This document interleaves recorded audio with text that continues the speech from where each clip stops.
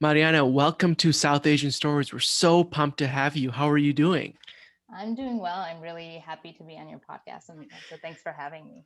Yeah, so for people listening, you've heard the bio. Mariana has done some amazing work through the Red Cross, and we can't wait to dive into all those stories and more. But I want to start way at the beginning. Reading your bio, it sounded like you grew up or were born in Mexico City. Can you tell us a little bit about your childhood? What was it like growing up in Mexico City, and being South Asian in Mexico? Yeah, so my parents immigrated to Mexico about 40 years ago. So my sisters and I were born and raised in Mexico City. That's where I spent the bulk of my childhood. I am the second of three daughters. So I would say that my life in Mexico and as an Indian, I always felt it was kind of normal to have a fusiony life. Yeah. And I still see kind of bits and pieces of that even now as an adult. But at home when we were young, and this is still the case when we go home. We'd have idlis for breakfast, enchiladas for lunch, and then a salad for dinner. So I think it was always a type of a fusiony life. Um, and I remember, I didn't realize in my nuclear family that felt normal. I didn't realize how it was a little atypical. But I remember a friend telling me, he called when I was in high school, and in Spanish, he asked, Hola, ¿puedo hablar con Mariana? And my dad picks up the phone, and then he's yelling at me, but in Malayalam, and says, Priya, Yeah. someone's calling you. Yeah. And then I answer the call, I talk to my friend, and then hang up. And in English my dad is asking me, why did that boy call? And in Spanish I'm telling him, it's it was for a class assignment. Estábamos trabajando en un proyecto. And that for me, that kind of English, Malayalam, Spanish mixture was really normal. But I had a friend a couple of years back who was visiting us, and she stayed in our house, and she was watching us all talk, and she was like, I don't think you realize how you guys like transition, but that was my childhood, kind of jumping around from culture to language. Yeah, that was, I think, the gist of it for us. Yeah, that's wild. So I just thinking about being a fly in that room of hearing Malayalam, Spanish, and English all spoken maybe on the same sentence, which is probably wild to a casual observer. So um, when you were growing up, did you equally speak all three languages, or did you learn one just through school, or and like how did you how familiar with all three? So I would say like English and Spanish, I would say we learned them at the same time. We were pretty familiar because being born and raised in Mexico, you're speaking Spanish all the time. All our friends around us were speaking Spanish. Yeah, But we did go to an international school, and it was English-based curriculum. got And it. also when we were young, we had family cousins in the US, so we would travel summers to visit them. And so I feel like English and Spanish were just as early as I can remember, I would be able to speak both of them. And then Malayalam, what our parents say is that we when we were young, we'd ask them, like when we'd hear them speaking to each other, we'd ask them, what does this word mean? What does that word mean?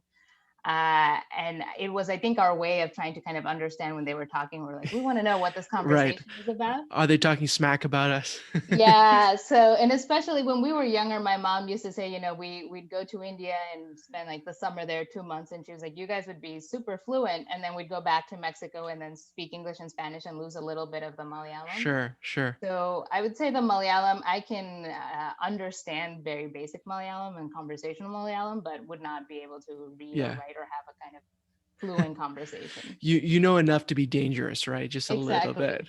That's great. So what originally brought your parents to Mexico, 40 years ago? Like tell us the story behind that. So my dad has always been someone who's he tells us a story, where he was always interested in the world. And he used to tell us, even though I in school academically that wasn't necessarily my thing, but I was really good at general knowledge and world knowledge. And I used to grab newspapers and like read about different countries, and I could, mention any capital city. And so I think he always had a curiosity for life outside of Kerala, life outside of India. And he had this was later in life, but he had a pen pal in Mexico. And they would correspond back and forth and just kind of learning about, what is life in India like? What is life in Mexico like? And at one point, as he was thinking of kind of pursuing his graduate degree, he had his original plan was to go to Australia and get an MBA there. And Hmm. I think the visa didn't come through, or he wasn't able to get his visa.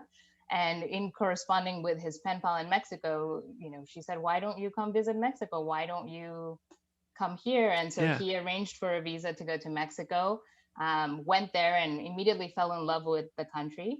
And he tells me, for as far away as Mexico is from India, there is a lot of similarities in terms of, very family oriented sure. culture, great weather, people who are foodies, who love their food, love dance, love music. So there's a lot of similarities as far apart as it seems. So he immediately kind of felt comfortable and at home there. That's awesome.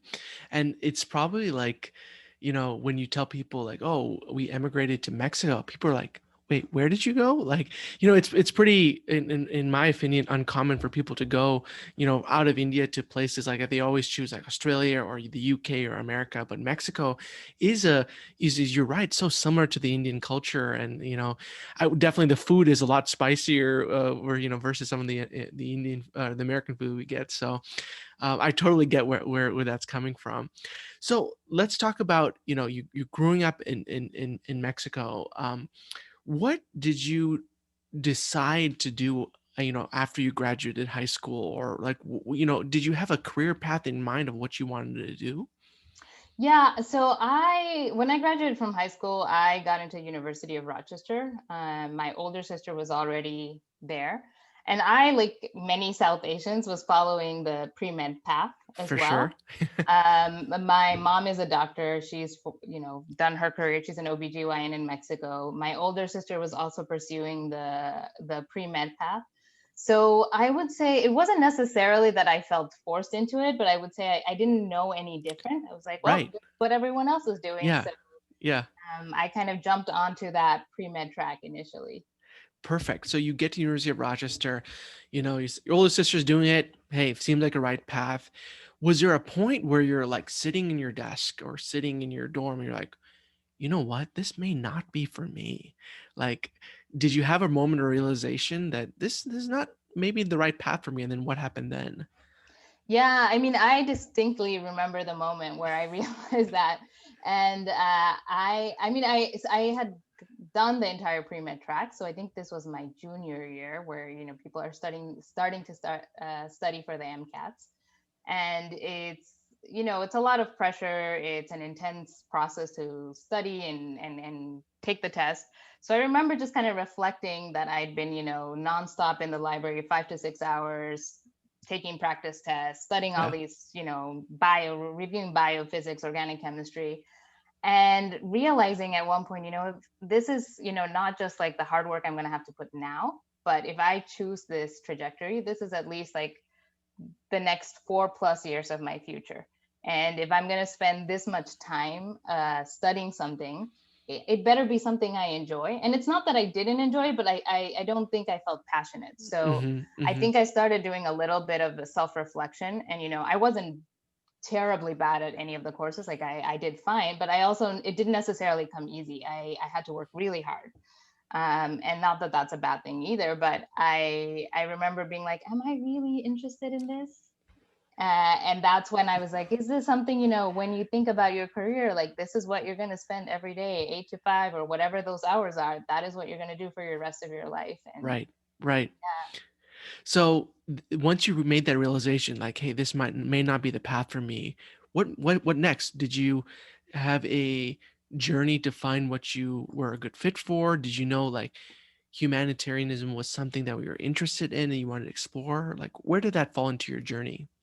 so I had actually, while I was at Rochester, had been working at a clinic in the nearby hospital.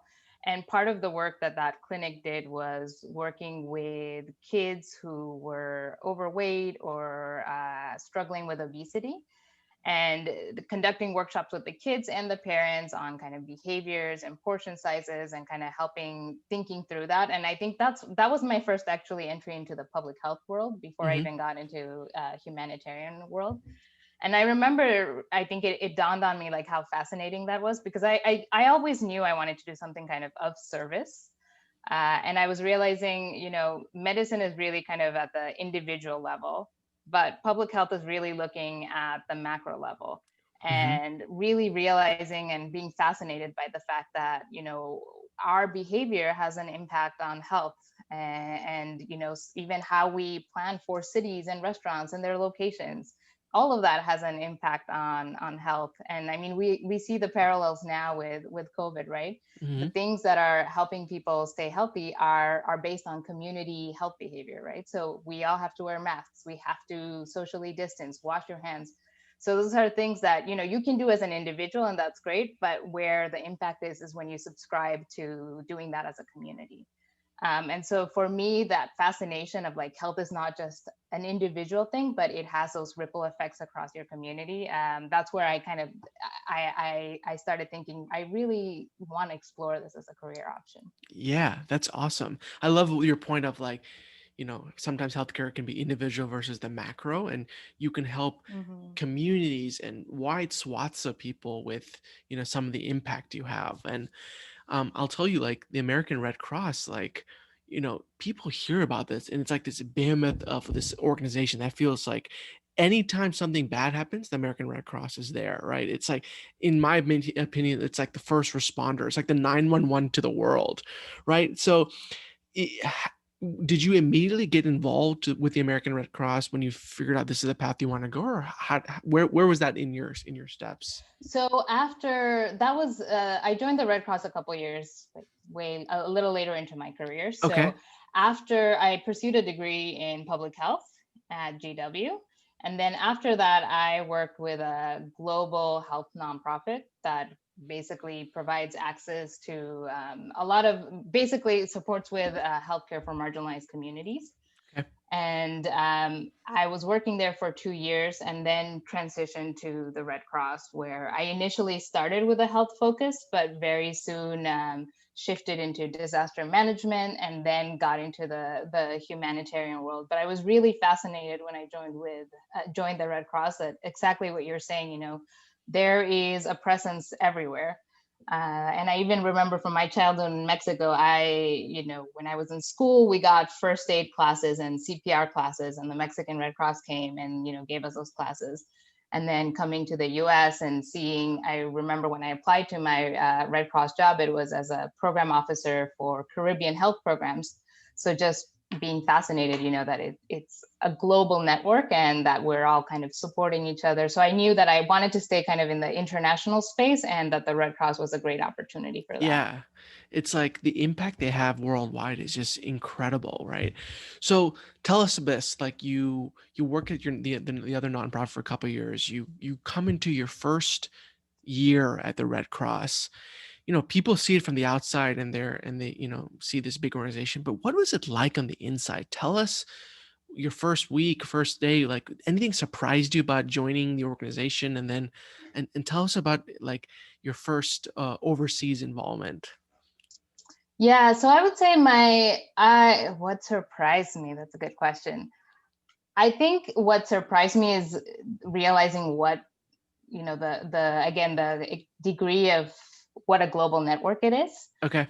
Again, I joined and we had programs. We were supporting programs in the Caribbean, in South America. We're working with the Global Red Cross Network. So just this fascination of, it's not just me working with fellow American Red Crossers, but working with colleagues from Ecuador, from Philippines, from Nepal, from Geneva. So just kind of having, I think I was fascinated with just the exposure I had to how many different people all over the world, all kind of united by one mission. And then just everyone, what was fascinating too is just and I'm still fascinated by this, is everyone has kind of a different background or a different skill set, but it all comes together in support of a response operation. So, you have people who are really good in data analytics, you have people who are really good coordinators, you have different kind of backgrounds again and fields that come together in a response. And to me, that's always been fascinating and inspiring. Yeah. So how does like so let's walk us through a scenario, right? Let's Mhm. say, and let's use the Philippines as an example. Something like a typhoon or something happens in the Philippines where they need the help, need the support. What happens to mobilize a big organization and provide the right relief, coordinating the people, the money, the supplies? Like, can you give us an insider look at what that is like? Yeah, so when we respond internationally, we respond when it's a disaster that has exceeded a given place's, scale or capacity to respond. Okay. So they're requesting the kind of the support of the international of the Red Cross family. And so in this case, in disasters like the Philippines, like Nepal, like Bahamas, where we've supported those disasters, that's a scale where that local Red Cross has requested that support, and we need the bigger family to come in and help us out. And usually different Red Crosses across the globe have kind of different expertise or skill sets. And American Red Cross is always a keen partner in supporting our kind of global family. So with the Philippines at that point, one of the big programs that was being implemented in the response operation was a financial assistance program or a cash program.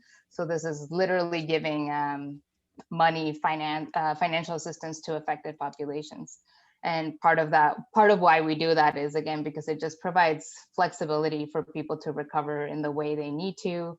um, and so that is an expertise that American Red Cross can bring to the table. So our team immediately, when that support was requested, we answered that call, and Hmm. started, we have a roster of volunteers and also staff who are trained in different areas. And so when that kind of specific skill set is called for, we check in with both our staff and our volunteers to see who's available to deploy.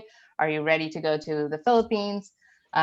So in the Philippines, when I deployed to the Philippines, at that point, I wasn't part of our response team yet, but I was in our response team's roster as a staff member. Got it. So let's say, so you get the bat call to go to the Philippines, right? And um, this is your first deployment. Tell us how you were feeling and like what was going through your head of actually being deployed. It's like, it's like when a soldier gets their first deployment. It's a little bit nerve-wracking, I can imagine. Can you walk us through what that was like? Yeah, it was definitely nerve wracking. I also remember that there was a point before I deployed where we still weren't sure if I was going to deploy or not.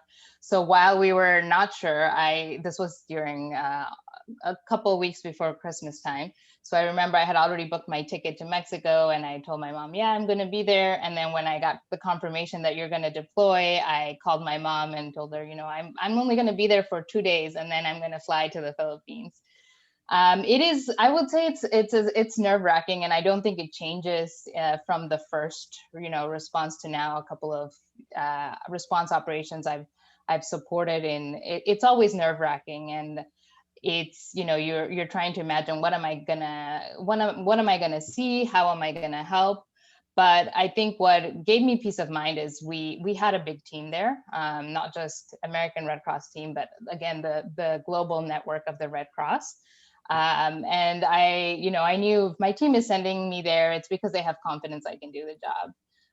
And I've always been, someone who learns by doing, and I can, figure it out. So there's a comfort in always having kind of being nervous, because I think it keeps you on your toes. But at the same time, you shouldn't let it be like a debilitating fear to the point where Sure. you backtrack. Yeah.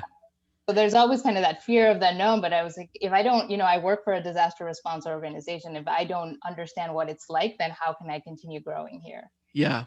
One of the quotes I always go to is like, if you're nervous about something, that means you care, right? You care enough to be nervous. So you cared Yeah. so much about doing the best job you can. And that's why, you had little feelings of anxiety that, were percolating. So talk us through, you get on that plane from Mexico, Christmas time to the Philippines. You land in Manila, I assume, or somewhere around there. What next? Like, walk us through what that was like when you hit the ground and, boots on the ground. So we first landed in Manila, and it's a big. typically, at least in these kind of disasters, it's a big operation, right? So even though I'm there in with a hat of helping provide financial assistance and helping the Philippines Red Cross with that, we have so many other people who are experts in information management and ITT and different expertise, right? So it's a big operation. I reported at that point to my team leader, who happened to be also a colleague from American Red Cross. And so she assigned me to Aklan province, which was in the Philippines' Western Visayas Island. And she said, you are going to be responsible for supporting this branch of the Philippines Red Cross with their financial assistance that they're providing to the communities in the nearby area. And it's a little bit of a kind of, again, like I was like, okay, that's what I'm Sure. doing. Yeah. And kind of facing it as you go. But I remember kind of asking, how is it going to be? What are we going to do? And I think what you have to remember in disaster response is that things are going to change very quickly. So obviously you have kind of a macro level goal of setting up the program to be able to provide financial assistance to the people who've been affected by the typhoon. But then how that happens will vary from place to place. So it was kind of taking it one step at a time. I remember once I got to Aklan province, what really gave me a little bit of, or helped me settle my nerves, was I met the chapter of the Philippines Red Cross, the staff there, the volunteers who were there, and they were just wonderful people. And it was amazing just to see that, again, people who are taking some time off work or were students, but they wanted to help and support, and so they were ready to kind of get to work. Yeah. So that was wonderful. And as soon as I saw the amazing people I was working with, I stopped worrying. I knew that, whatever it is we have to do with this team, we can figure it out. Right. Together we are stronger. Exactly. That's amazing. Can you tell us what are your favorite memories from that deployment? Any stories or things that come to Yeah. mind?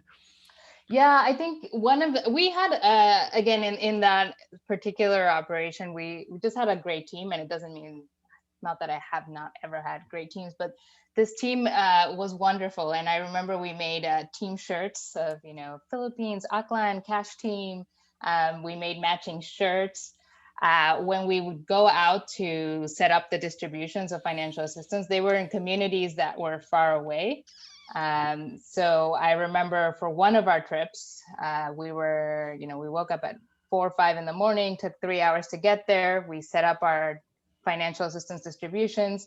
We're there all day, came back, and the volunteers we were working with, like, can we stop by and get some McDonald's? And I mean, I just love that, because for us, when I was growing up in Mexico, getting McDonald's was also a treat on the weekends, right? It was Yes. like what was super exciting for us. And so I loved it. We all got Happy Meals. So it was just, again, worlds apart, but just those things that you share in common, where it was like we felt that was our treat. Yeah. And I Yeah. could totally relate to that. That's amazing. Yeah. Having those you're so different in so many ways, but so similar in a few things, that you're just like, when you find that point of connection, it's like this, oh wow, okay. You also like a Big Mac too. That's great. Exactly. Exactly. That's wonderful. Can you so like let's say I'm a Filipino that has gone through a situation like this. I'm in your province. What exactly occurs if I need financial assistance? Do I like come to your booth and say, "Hey, I have this business that, is not operational anymore," or what's my house is defaulting? Like, how do I engage with your team, and what do you actually give me? Yeah, that's a great question. And I will say that it kind of varies from context to context. So, whatever my answer is, it's not that that's going to be the same Sure. kind of go-to formula for any response. But I think there's a couple of things to kind of keep in mind. One is, in a disaster response context, there are usually several local and sometimes, in cases of big disasters, international organizations supporting. So one big thing is that we are kind of also working behind the scenes to coordinate our efforts, right? Because we want to make sure that everyone, as much as possible, people who are affected receive assistance, that we don't duplicate that assistance. So that's something to keep in mind. The other thing is, when we are planning for a program, we'll set up kind of the think through, what, how, who are the most vulnerable, who can we support with the financial assistance. So sometimes it might be, that people who lost their businesses are the ones who, the basically like the criteria for receiving assistance. So we'll work very, very closely with organizations on the ground, the local Red Cross, to kind of determine. And then usually what we do is work closely with community leaders. So in the Philippines, what we were doing was, the people who are receiving financial assistance were people whose households were completely or severely destroyed. And that was essentially the criteria for the provinces we had selected. So we went to those villages, we talked to their community leaders, and we'd ask them, we need support, we need to like, basically these are the people who will be receiving, and the community leaders would help us organize that. Got it. Got it. Okay. And was there any times where you felt like you had a particular story that like really stuck to your heart, that you felt good about being able to provide direct service or relief? Anything comes to mind? Yeah, I would say my most recent deployment, well, last year, to the Bahamas. I was able to, I was there on our first round, so right after the disaster, or right after Hurricane Dorian had made landfall, and I was one of the first teams to get on the ground. And towards the end of my time there, we were able to set up the financial distributions. And I remember as people were walking away we were issuing prepaid cards, they were crying, and I was concerned. I was like, did we do something wrong? What's happening? And it was just crying from relief of just, feeling like there was some breathing room. I particularly remember the story towards the end of one of our distributions, or the end of that first distribution we organized. This one lady with two young kids, she had come as we were basically closing things up, and got to the door, and she said, "I'm so sorry. She had evacuated from her island, which had been completely destroyed, so she wasn't familiar with New Providence Island where we were in, and so she had been looking and trying to figure out how to get to our distribution site, and it took her some time to get there." And so finally, when we provided the financial assistance, she sat down, broke down, and cried. And I remember her saying, "This is the first time I feel like I know what I can feed my kids for tomorrow. I think it's the first night I'm going to sleep soundly, for the first time in a long time since this has happened." That was so touching, and I think it was a good, for me, a good reminder as well, as like keeping what's important in mind, because sometimes Right. in the context of a disaster response, you have so many things that are going on, but at the end of the day, you're doing this to help people out who've gone through a traumatic event. And just seeing her relief and her happiness, it just made everything great. Oh yeah, I can imagine when you see her face and just the raw emotion, right? With the tears streaming down her face, and the simple act of being able to provide for your kids, right? Giving them the meal, something that sometimes we take for granted. And like, when we have hot meals and hot showers, it's just like some people will, it's a huge, huge deal for them. So that's amazing that you're able to have that impact. Um, so how many deployments have you been on, since the first one in the Philippines till now? Yeah, I would say it's around 6 or 7. So I've deployed to the Philippines, to Nepal, to Ecuador. I deployed twice to Dominica, and recently to Bahamas. So I've been to 6 or 7 deployments. I think I'm forgetting one, but Wow. around 6 or 7. Yeah. Like, how do you think you've grown, Mariana, from each of the deployments? Have you learned something different about yourself, or, how to be more effective in your role after every time you go? Yeah, I think I would definitely say that. every deployment or every response operation I've supported has been completely different. So one thing I've definitely learned is never to kind of go in with pre-planned expectations. I've heard the saying from someone who used to say that their boss used to say, just because you've been to one disaster response operation, that just means that you've been to one. It doesn't mean that you've been to all of them. And I think that's so important to keep in mind, because just because you've had one experience in one context doesn't mean that those kind of things are going to replicate themselves Hmm. in another situation. So I think uh, primarily I would say what I've learned is just to be ready for the unexpected, to always plan and prepare, like never be overconfident. um, yeah, I would say those are the key things. Yeah, and it's like I love the point of every situation is unique, right? Every culture, every community, every disaster is its own place. So you have to use the experience you have of what you gain, but look at it with fresh eyes every time because the problems may not be exactly the same. So that's it, like honestly, you have to be adaptable enough to take on every situation you're in. Um, Yeah. I would love to ask about um, how do you manage your own sense of mental health, happiness, personal life, given the immense stress and just what the situation asks for you? Have you thought about like how do I keep myself sane or keep myself together in in situations that could be really high stress like this?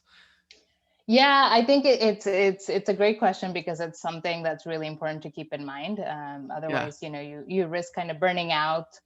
I think for me, there's a couple of things. When I'm deployed to respond in a disaster, we're working with we're working with great colleagues, great people. So I think one, making those personal connections, being able to kind of use your team as a support to help you de-stress. So even in the midst of, I was giving you that story of, the volunteers at the end of a distribution wanting to go get McDonald's, right? So even in the midst of kind of craziness, there's a couple of light moments there.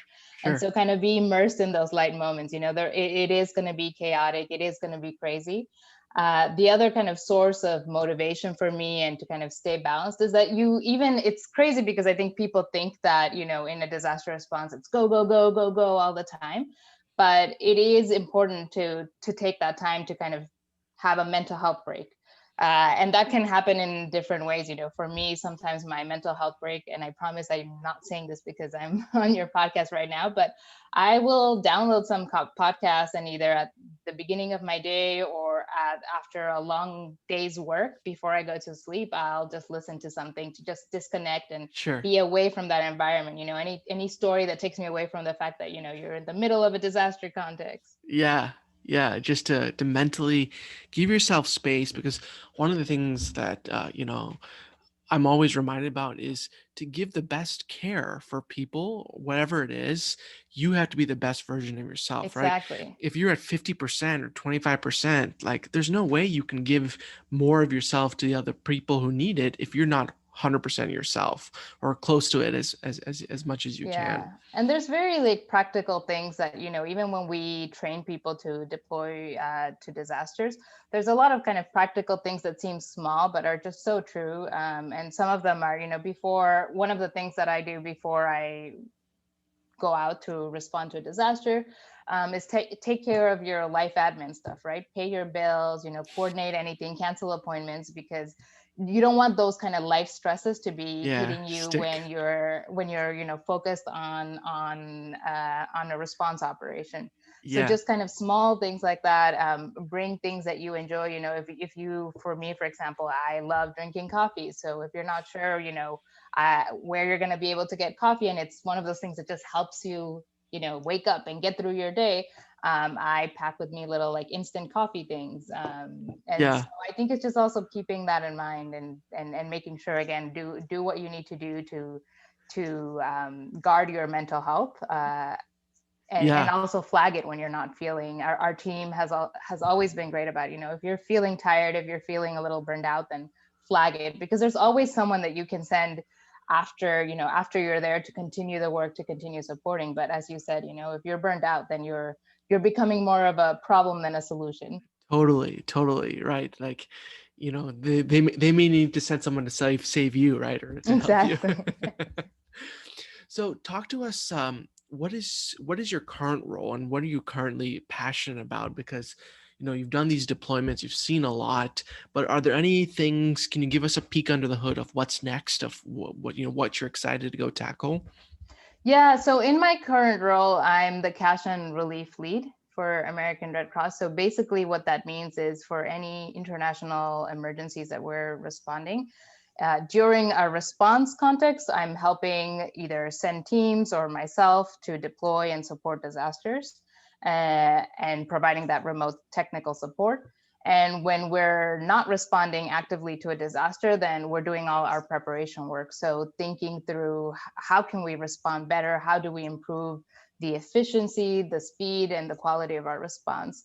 So those are some of the things I'm working on that I'm really excited about. One of the things, for example, now with COVID having affected all of our ability to travel and Yeah. working remotely, we are really, it's really pushing us to be creative and think about how can we expand like volunteer deployments or remote deployments, we should say, and what does it take to remote deploy? So exploring kind of out of the box things. So I'm excited to see. I mean, we're still kind of thinking through that, but I think if there is something that COVID has taught us is that, you won't always have the ability to travel. So I think just looking at seeing how we can continue to provide remote support or assistance for disasters in creative or different ways. Yeah, that was going to be my question, is like this pandemic has really turned so many things on its head. And the hard part is, as you said, is providing relief, which you normally had a playbook for, is completely changed because of lack of travel and then just exposure to the virus. So can you talk through what are those creative solutions that you've been able to come up with to help with remote help? Yeah, so we have, I mean, right now we have a couple of team members who are supporting well, either regionally in Africa, or we had another team member supporting uh, I forgot where he's supporting, but we're basically kind of setting up networks of almost like a helpline. So one thing to keep in mind is that, even though, again, we're responding when there is a need for international support or assistance. So when we activate someone to kind of to remote support, then that person is kind of on the deck to do some of the behind the scenes work, to do some of the research, to really, if you have someone in an affected place that's on the ground going out and getting a lay of the land, then if you're behind the scenes in your computer, then you can start doing some of that planning or organizing that data. So I think there's a lot of ways that we're exploring how we can continue doing that. That's awesome. Yeah, and I think just to keep the wheels turning and finding ways to provide the most impact you can, despite what's going on, like that's very commendable. That's great. One question I've always wanted to ask is how. So you guys provide financial relief to these communities. Where does your funding come from? Like how does the Red Cross get the money to help support these communities of need? Yeah, so the Red Cross receives funds from the public. So people, especially in big disasters, people log on to Yeah. redcross.org, donate, and then we also get funding from companies who will want to also do something and provide assistance. So they will also donate their funds. And usually, especially when we're responding to an international disaster, there's funds coming from all over. So that's coordinated through our kind of family network, the International Federation, because again, our job is to really support the local Red Cross in their response and make their work easier. So we're kind of coordinating all of that and providing the resources, the financial Right. resources, and the technical support as needed, and making that kind of coordination process less cumbersome for them. Right, because sometimes it's just a hassle to like not only provide support, but the administrative part of it, of like coordinating where all that money is and funneling in it and getting into the places which need the most need. Like that requires a ton of work and needs dedicated support. So that makes a ton of sense. Um, so do you see yourself like being at the Red Cross, for extended amounts of time, or are there other passions outside of the Red Cross that you're thinking about exploring? Can you give us a holistic sense of who Marianne is as a person overall? Yeah, I will say it's an interesting question, because I think as you're asking that, it's kind of reminded me that I don't think, I always used to envy people who, if you ask them, what do you want to do with your life, or what do you want to be, and they had an answer like, I want to be a teacher, a police officer. And I'd always ask myself, how do you know, or how are you so sure that this is what you want to be? So for me, I think as I reflect on my career, I've landed through different opportunities just because I said yes to opportunities. Looking back again, I started with a pre-med track, and Right. then switched and said, okay, let's go into public health. There's, something interesting here. And then from public health, as I was joining the Red Cross, I transitioned into disaster management and then disaster response. And so I think with my career, I'm not sure, to be honest, what I see for myself in the future, but what I've learned for myself is that I like feeling uncomfortable. I think that's where I perform, where I'm uncomfortable, where I feel like, it motivates me. I guess being comfortable with being uncomfortable. Yeah. And I think as I also think through a little bit of my career choices, I've enjoyed learning what my strengths are and then being able to apply those strengths into different roles. So for me, it's not necessarily that I have a next career in mind or a future path totally mapped out, but I know that I've learned that I love problem solving. I love working with a group of diverse individuals. I love being challenged. So I think as long as I can keep using those kind of motivations and those strengths of mine and applying that in whatever it is I'm meant to do, or wherever my next journey takes me, I'll be happy. Yeah, because it's almost like you know what your strengths are, and how do I double down on them? Of like, comfortable with being uncomfortable, problem solving. Those are skills that can be applied to a wide variety of different things. And I think having the experience you've had just develops the core skills to do that. That's amazing. Yeah. Great. Well, I'd love to transition to our rapid fire questions. And Perfect. these are the questions that we've asked all our guests, and we've gotten some really incredible responses. So, really excited to hear what you have to say. So, first question for you, Mariana, is there an item that you have bought recently that has Mhm. dramatically improved your life? It could be big or small, service or non service, just something that has uh, improved your life. So I will say, even though I'm not wearing them right now, but I did buy wireless headphones.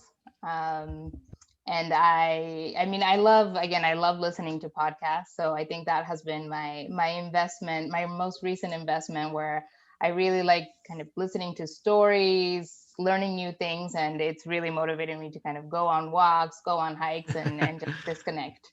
What specific headphones did you buy? I got the Beats Nice. Pro, yeah. Beats Pro. And Yeah. what is on your current podcast list? What are you listening to? So right now, let me see, the most recent episodes I've listened to, or the most recent podcasts, All the Wiser. Have Okay. you listened yet? Rough Translation Cool. and How I Built This. Yes, Power Built This is a classic. Guy Raz, man, Yeah. he's one of my heroes. Awesome, cool. So, next question is, when you think of a South Asian person you look up to in your field, who would you say comes to mind and why? So I would say, I don't necessarily have a specific person in mind, but I will say that when I joined the Red Cross, and when I joined, even before joining the Red Cross, when I joined the global health nonprofit I was working for, I remember seeing South Asian women in management and director positions. And I genuinely remember being like, oh, you can do this. This is, there's other people who look like you who are in this career path. So I mean, again, there's not necessarily anyone specific that stands in mind, but I definitely have felt comfort in seeing other South Asian men and women who are in similar fields. Yeah. And to what we were talking about earlier is like having more and more people like you or people in positions that like look like you gives you a sense of hope and a sense of like excitement. Be like, I can be that person one day, right? Exactly. And you It know, that's doesn't what seem like so foreign or sort of like, oh, this doesn't seem like it's for me.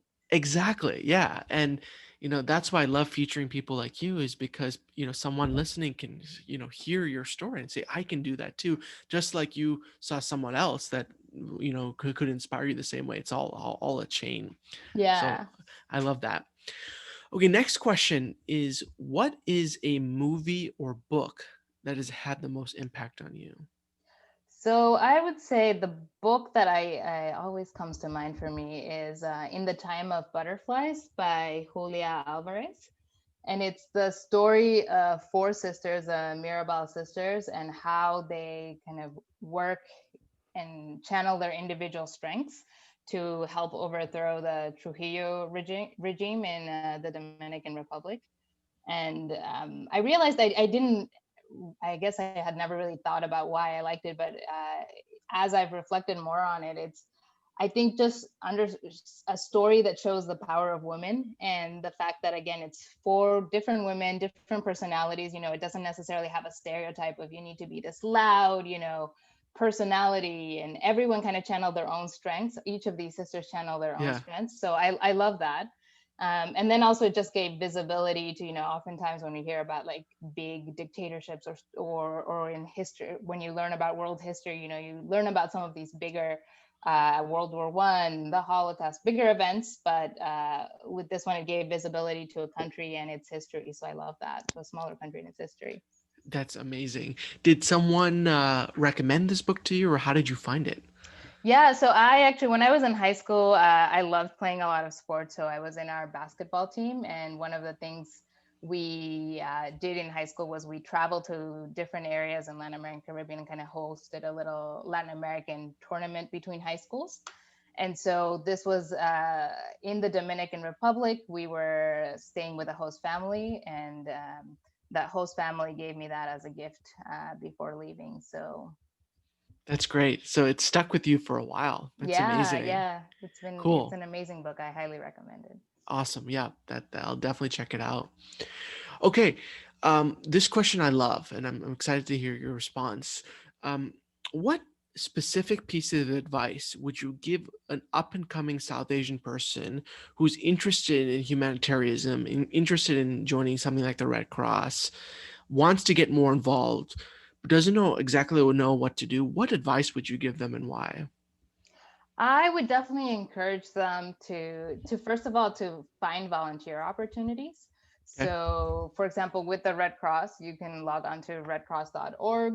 There's we have a kind of a tab for volunteers, and you can even take a quiz to kind of figure out, you know, what volunteer opportunities can I match up for. So I would just say look for those volunteer opportunities. It doesn't have to be with the Red Cross, it can be with any other organization, but find those opportunities.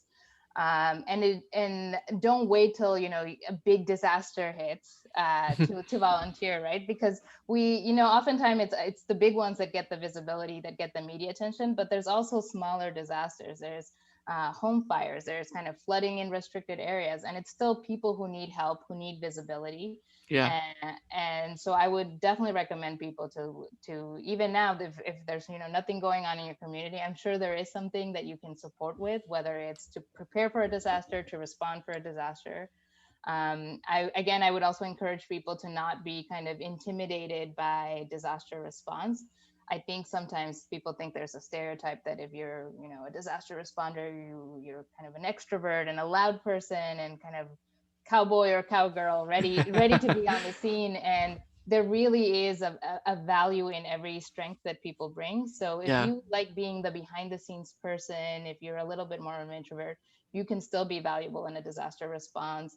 If you are really good with talking with people, and and having that one-on-one relationship or connection with individuals, then you can also be good at disaster response. So I think it's don't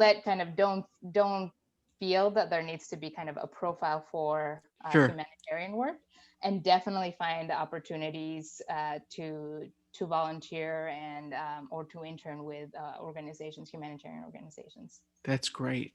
One follow-up question on that is, do you recommend any type of formal education or background? Like I know you got your master's degree. Any sort of that do you think is a requirement or something that's good for people to look at if people want to attack it from a education standpoint?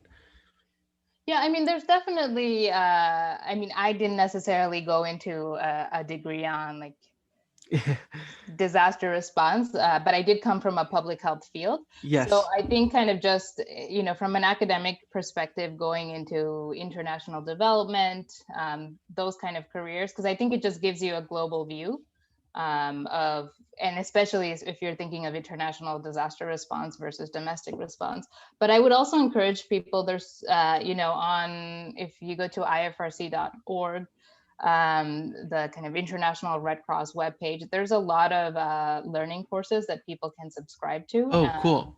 And you don't have to be affiliated, or you don't have to be part of employed by the Red Cross to subscribe for those courses. So I think there's a lot of opportunities to learn, a lot of talks and webinars that people give, just to kind of get your feet wet on like, what is a disaster response like. Yeah. Yeah. How do I define this and what actually happens? Or they can just listen to this interview, right? Exactly. Wonderful. So any final ask for the audience? Anything you'd like to close with? Yeah, I would just tell people, take risks, step out of your comfort zone. I would say also follow your gut. So, when you're feeling like this might not be for me, as you're thinking through your career choices, or if you're feeling, I'm ready for a change, listen to your gut, and then have confidence that the rest will work out. And even if it doesn't work out, it doesn't work out for a reason, and you will survive. Yes, yes. There's a path for everyone. Exactly. Where can people find you if they want to learn more about you specifically in your story? Yeah, well, if I can provide my email, I'm like private on social media, so Sure, sure. but Yeah, I'm happy to provide that. And I know I said, there's a lot of resources available for people who are interested in this career path, but also reach out to people who are in the career path, and I'm happy to kind of talk to people who are interested in that. yeah. Uh, So what we'll do is we'll get your email after the interview and include it in our notes so people can reach out if they are Perfect. interested in finding out more. But thank you so much for an incredible interview. Your work is just speaks for itself. The work of the American Red Cross is always amazing, and just for me, hearing like deeply what goes on behind the scenes is incredibly valuable. So thank you for Oh, everything you do. thank you for having us, and thank you for this platform. I think it's a great thing you're doing. Awesome.